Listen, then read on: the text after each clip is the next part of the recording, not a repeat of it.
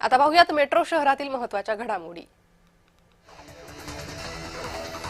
मुंबईच्या लोकल सेवेवर रविवारच्या मेगा ब्लॉकमुळे परिणाम होणार आहे। मध्य रेल्वेच्या मुख्य आणि हार्बर मार्गावर मेगा ब्लॉक असेल।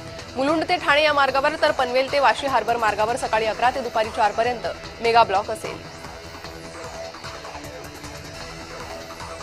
महाराष्ट्र राज्याचे वनमंत्री गणेश नाईक यांच्यावर समाजसेवक बाळासाहेब मिरजे यांनी भूखंड घोटाळ्याचे आरोप केलेत। वनमंत्रीच वनजमीन वापरत असल्याचा आरोप मिरजेंनी केला। त्यामुळे गणेश नाईक यांचा राजीनामा घेऊन निष्पक्ष चौकशी करण्याची मागणीही त्यांनी केली आहे।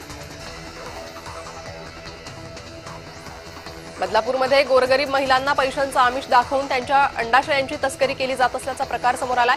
बदलापूर पोलिसांनी दलालांच्या टोळीच्या मुसक्या आवळल्या आहेत। त्यात 3 महिलांचा समावेश आहे। त्यांच्या रॅकेटला आणखी किती महिला बळी पडल्यात याचा पोलीस शोध घेत आहेत। उपमुख्यमंत्री सुनेत्रा पवार माझी वसुंधरा अभियानाच्या कार्यक्रमाला उपस्थित होत्या। यावेळी त्यांनी आपल्या भाषणात अजितदादांच्या पर्यावरणपूरक विकासाच्या स्वप्नाचा उल्लेख केला।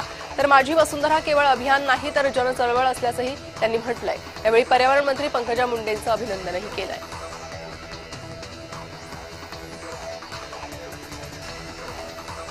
दिल्लीत एआय समिटमध्ये काँग्रेसनं केलेल्या आंदोलनाचा भाजपच्या सुधीर मुनगंटीवारांनी निषेध नोंदवलाय। आंतरराष्ट्रीय स्तरावर देशाच्या प्रगतीसंदर्भातील महत्त्वपूर्ण चर्चा संवाद होत आहे, अशात हे आंदोलन करणं चुकीचं असल्याचं मुनगंटीवार म्हणाले।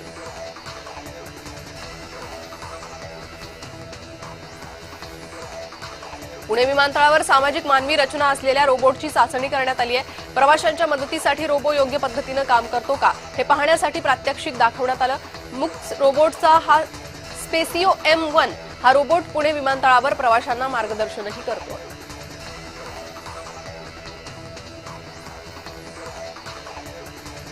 नागपुरात मागच्या 2 महिन्यात शहरातून हरवलेले आणि चोरीला गेलेले मोबाईल आरोपींकडून जप्त करण्यात आलेत। नागरिकांना हे मोबाईल परत केलेत। जवळपास 11,50,000 रुपये किमतीचे मोबाईल मूळ मालकांना परत केलेत। चोरीला गेलेले मोबाईल परत मिळाल्यामुळे नागरिकांनी समाधान व्यक्त केलंय। शायना एनसी यांनी अरविंद सावंतांविरोधातील केलेल्या मानहानी प्रकरणी माझगाव कोर्टात शायना एनसी यांनी साक्ष नोंदवली आहे। पुढील सुनावणी 16 मार्चला होणार आहे। निवडणुकीत सावंत यांनी अपमानकारक विधान केल्याचा आरोप करण्यात आला होता।